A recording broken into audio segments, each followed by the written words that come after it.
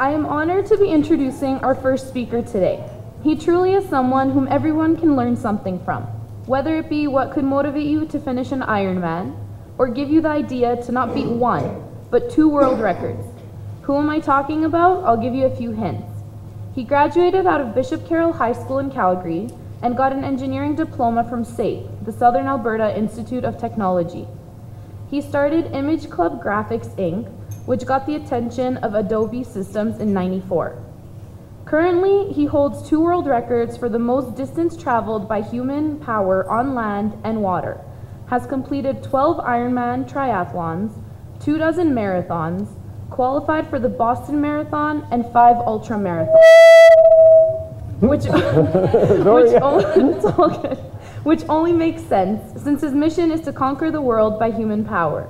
Ladies and gentlemen, please help me welcome the athlete, the inventor, entrepreneur, and world record holder, Mr. Greg Kołodziejżyk. Thanks, Sonia. Thank you very much. Thank you.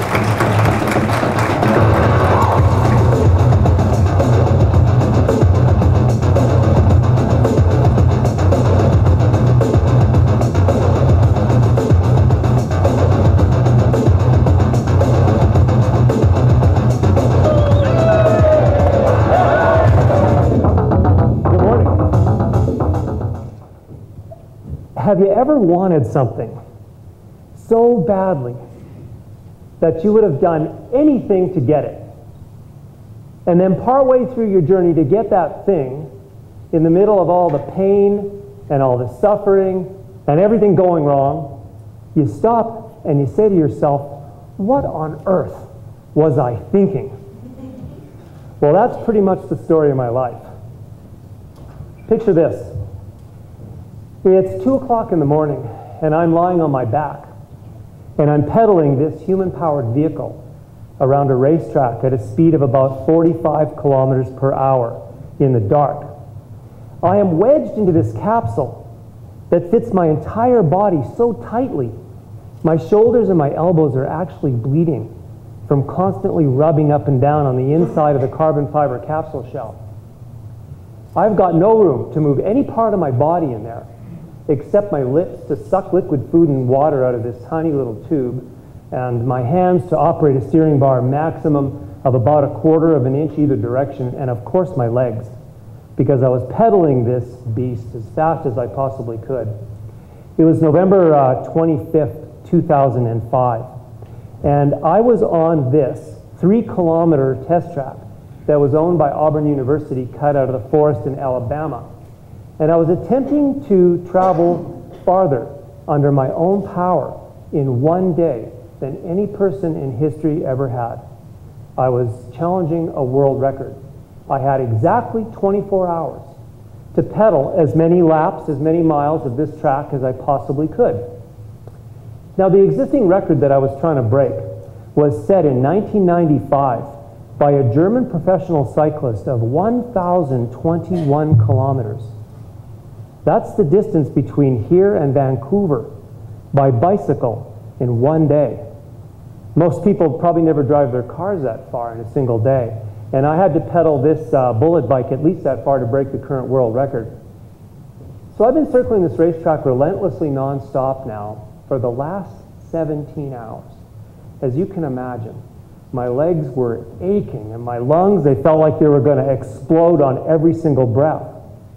Since I can't get out of my capsule, I actually have to pee into a tube fixed to me by catheter. So I'm drinking liquid food and water out of one tube, and I'm just praying that my pit crew hasn't somehow mixed up those tubes in there. Lots of tubes. Very complicated situation. So sweat was pouring down my forehead, stinging my eyes, making it very difficult for me to concentrate seeing out of my tiny little canopy dome when it was over 35 degrees Celsius inside my little solar oven during the heat of the day. But now in the middle of this Alabama winter night, it was actually very close to freezing, so I was struggling to stay warm, even though I was kind of hammering away on those pedals. Since I was barely on that minimum record pace required to break this existing record and nearly ready to pass out from exhaustion, I had to focus all of my energy into just continuing to turn those pedals over. and also to fight every cell in my body that was screaming at me to stop. So what was I thinking? Well, I was thinking that I wanted to travel farther in one day under my own power than any animal on the planet ever had, except for perhaps a few migrating birds. And to do that, I had bitten off way more than I could chew, and I was realizing that now I had to deal with chewing it. My story is one of a very, very average guy with big dreams. And you know, I've never been the smartest guy in the room. I got through high school with below average marks, and I didn't get into university. I went to state instead. I didn't have any money when I was starting out either. Credit card debt and student loans meant that I had to start earning a living immediately after leaving school. So I went out and got a job working for an oil company. And I was laid off about 3 months after I started due to the recession that was going on at the time. So I struck out on my own, and I actually started my own company. And I guess I kind of felt that since I didn't have much of an education and there weren't many jobs available, that perhaps entrepreneurship was how I was going to make my fortune. And that didn't exactly work out as I envisioned it. After the banks took all my credit cards away from me, and Revenue Canada declared that I was actually living below the poverty line for 4 years in a row, I kind of came to this realization that this road to riches plan of mine was probably going to take a little more work than I originally thought. I don't consider myself a naturally talented athlete either by any stretch of the imagination. After about a dozen years of sitting behind a desk pursuing my entrepreneurial dreams, I went and stepped onto the scale one day, and I was absolutely shocked to learn that I needed to lose 50 pounds. So I went out and I signed up to compete in a triathlon. Now, most people, when you want to lose a little bit of weight, what do? You join a gym or something or start a diet, but not me. No, I had to go and sign up to compete in the long-distance Ironman triathlon. And then I had to sign up for swim lessons because I didn't even know how to swim. I mean, what was I thinking, right? Can you imagine 1,500 people running into the water at the start of the race and one of them's wearing a life preserver? But you know, the simple fact that I signed up to compete in the Ironman triathlon, one of the most difficult sports in the world, without even knowing how to swim, kind of says it all about me, and this is very typical of the kind of attitude that I've had for most of my life. Ever since I was a child, I've had this belief that I could accomplish things that were always beyond my ability. And time again throughout my life, I've bitten off way more than I could chew. And you know, I've made some pretty crazy blunders in the process, believe me, and we're going to talk about a couple of those today. However, I learned from my mistakes, and I continue to plug away, and I eventually succeed. And you know, I've come to believe that you can accomplish some pretty amazing things in life when you just have a little faith in yourself. And I think this is really important, you commit to doing something just a little bit bolder than what you think you're capable of doing. And I think that's the secret right there. And I'm here today to share with you some of what I've learned about the potential rewards of simply being bold. There is a really great piece of advice by German poet Johann Wolfgang von Goethe that I have sort of tried to live my life by. What you can do or dream you can do, begin it. For boldness has genius, power, and magic in it. And I really, really do believe that that is true. So the whole idea behind this record attempt mission that I was on was conceived when I was 33 years old. And I had sold my company, which was a software company, to Adobe Systems, which afforded me this wonderful opportunity to do something different with my life. Now, the company that I started after school eventually took off, and when I seized an opportunity actually to develop software for the desktop publishing revolution. This was actually one of Steve Jobs' early innovations at Apple Computers. And my hard work paid off, and by my 33rd birthday, my company was actually listed as the 86th fastest growing company in 1993. And it ended up attracting some attention from some larger US corporations like Adobe. My company was called Image Club Graphics, and we produced digital typefaces. We were actually the first company to produce a line of digital typefaces, aside from Adobe, that you could use with your high-resolution laser printer. And we were also the very first company to get into digital stock photography, and that launched an entire industry right here in Calgary. But you know, now I felt like it was time again in my life to step away from that comfort zone and to do something new and to do something bold and maybe even something a little bit scary.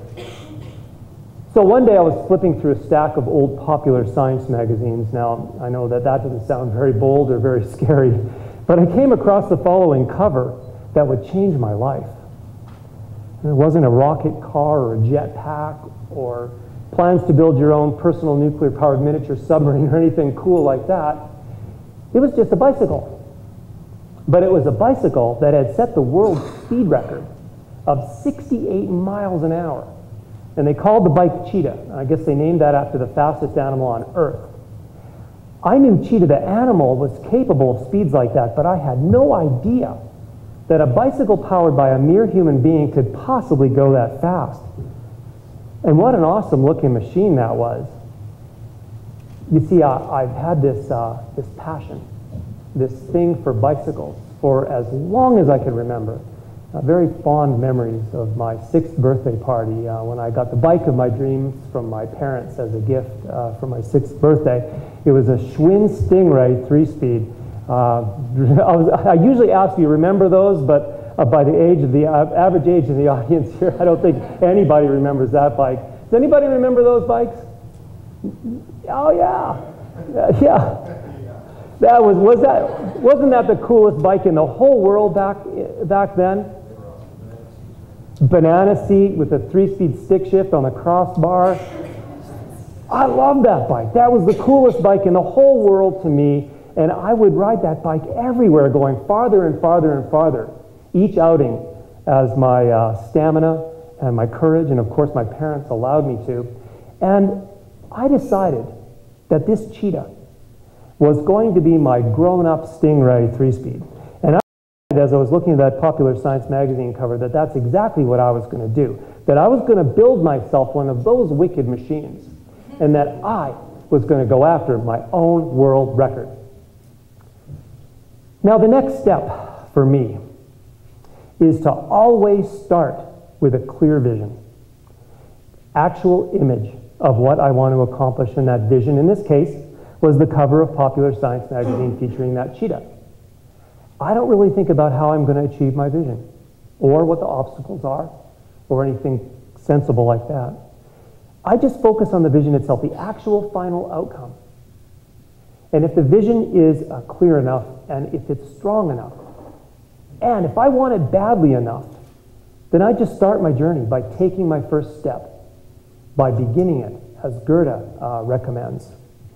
And you know what? That simple but powerful approach is possibly all that any of us need to make our dreams come true.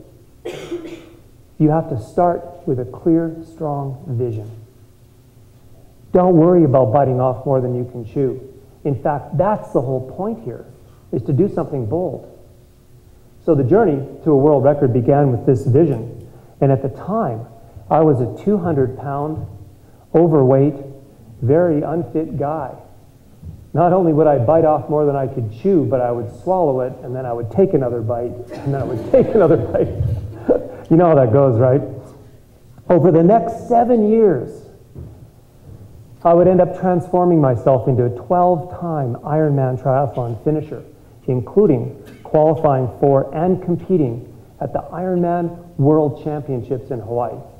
You know, it's actually been said that it's easier to get into Harvard University than it is to get into Ironman Hawaii.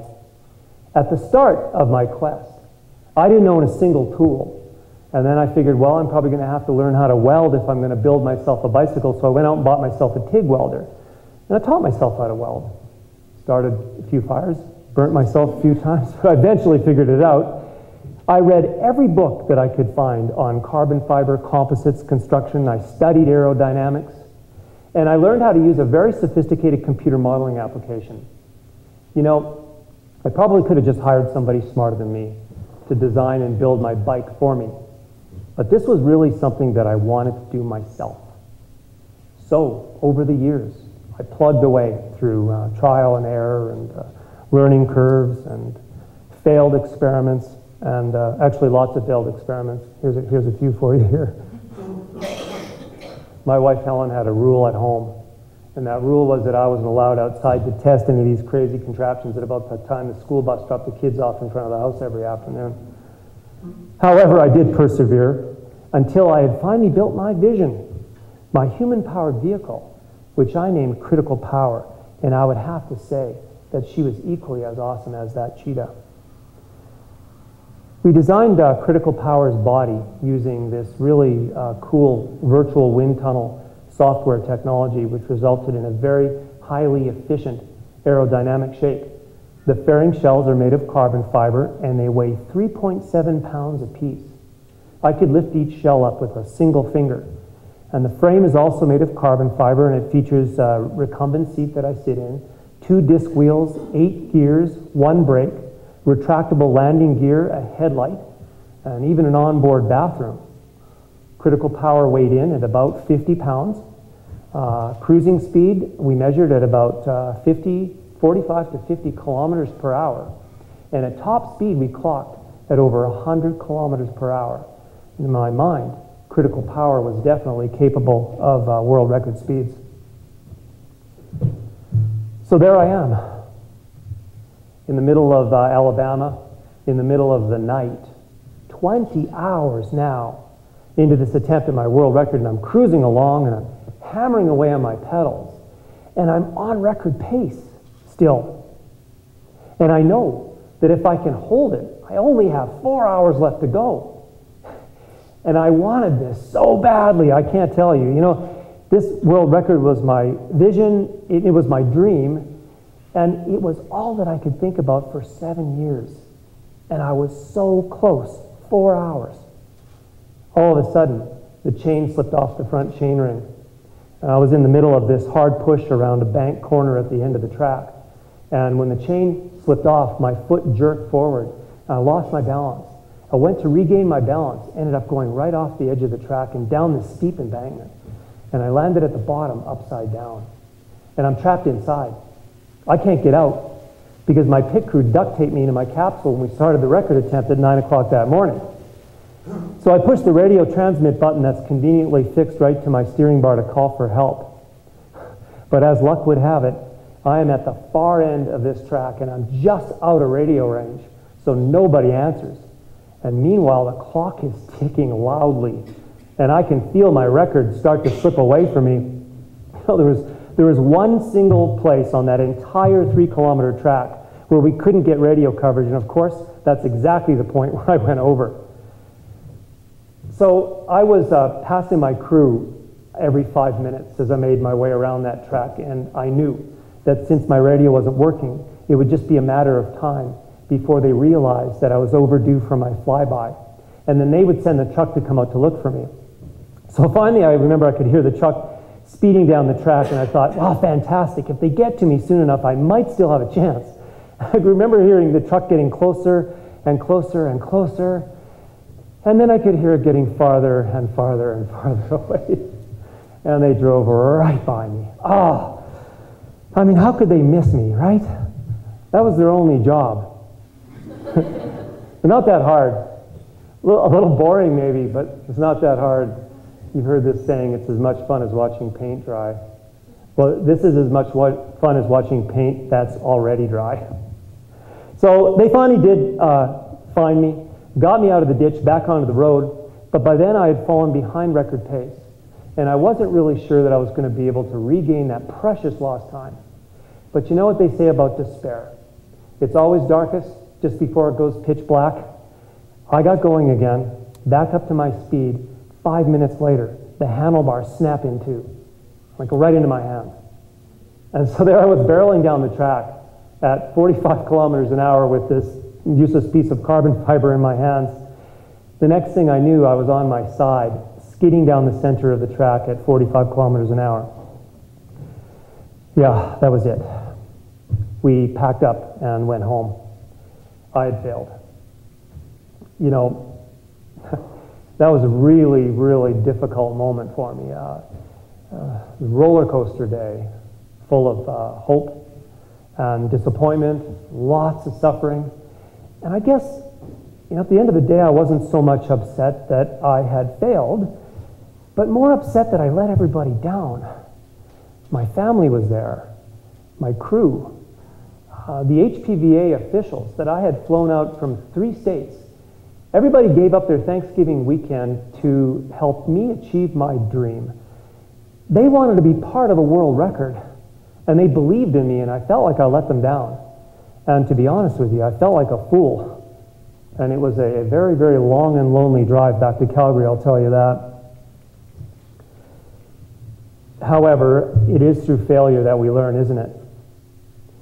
In the words of Thomas Edison, I have not failed. I've just found 10,000 ways that won't work. And that's exactly how I looked at my record attempt. I didn't fail. I succeeded in learning about what it's going to take to be the best in the world. You know, if you're afraid to fail, you're never going to try anything. And I don't think you're ever going to learn anything. And I don't think you're ever going to move closer to your goal, are you? You know, after that successful failure at the world record attempt in Alabama, quitting was actually the farthest thought from my mind. I was already planning another attempt at the 24-hour distance record during our 2,400-mile drive back to Calgary. And when I got back to Calgary, I worked out all my technical problems, like with the chain falling off and the handlebars breaking, and we improved the aerodynamics just a little bit to make the bike just a little bit more efficient, a little bit faster. And we felt like we were losing a little bit of time during the pit stops. So I had to stop every 3 hours to replenish food and water. And so we came up with this really unique system to make the water bag and the food bag and the pee bag easier to replace during pit stops and harder to mix up too. When I got back to Calgary, I also embarked upon yet another exhaustive training program which averaged 20 to 30 hours per week for 4 months. This was a full-time job for me back then. I would be out there, this is rush hour on the Highwood Pass, which is actually pretty close to here. If you have some time, you should, this weekend, you should drive out to see the Highwood Pass. It's beautiful. You know, I'd be out the door before sunrise, on my bike all day long, pedaling hundreds of miles in the Rocky Mountains right here in Alberta. And wouldn't get back home again until long after the sun had set. And you know what? I loved every minute of it. To me, that's really living life. I felt very fortunate to be able to do that. And the other thing that I did when I got back to Calgary is I found a new racetrack. And this one was in Eureka, California, and it was a lot smaller. And I thought would allow my crew to maintain visual contact with me all the way around the course. So, 8 months later, on July 19th, 2006, we arrived at this new racetrack in Eureka for my second attempt at chewing that huge bite that I had bitten off, well, more than 7 years prior. But compared to my 3-kilometer track in Alabama, this new quarter-mile oval was way smaller than I kind of pictured that it would be. During practice runs, I was completing 1 lap every 20 seconds. And this compares to completing a lap every 5 minutes in Alabama. This was going to take a lot of concentration, I thought. And to make matters worse, we had to section off an area of potholes on the track, so we laid a duct tape line down around the middle of the track.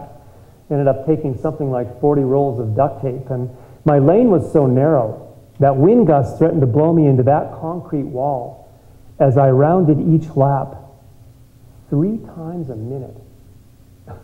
Once again, I'm asking myself that question. What was I thinking?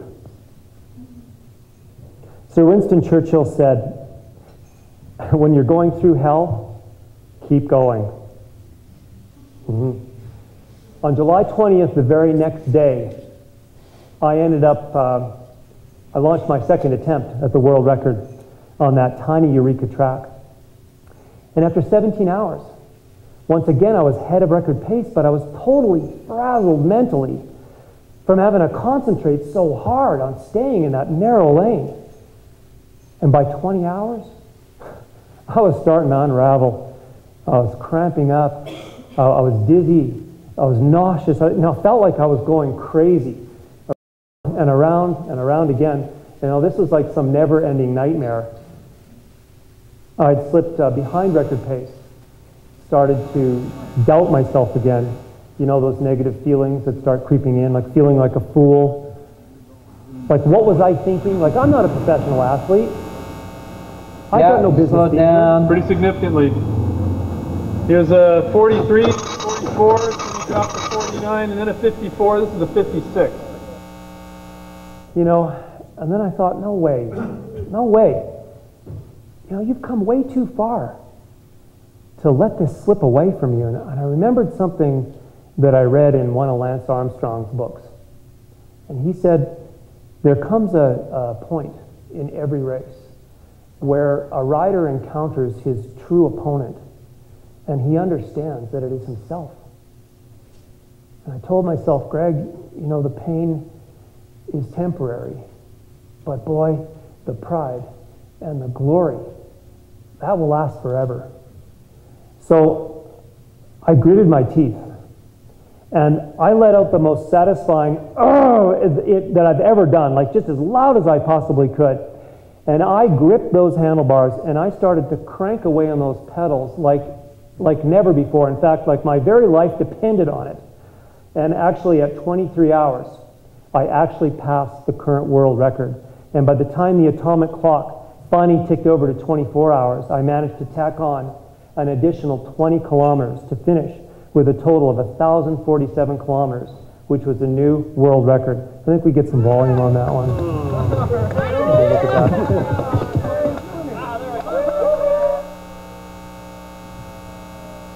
Yeah, now we could turn the volume down, thanks. By the end of the day, I calculated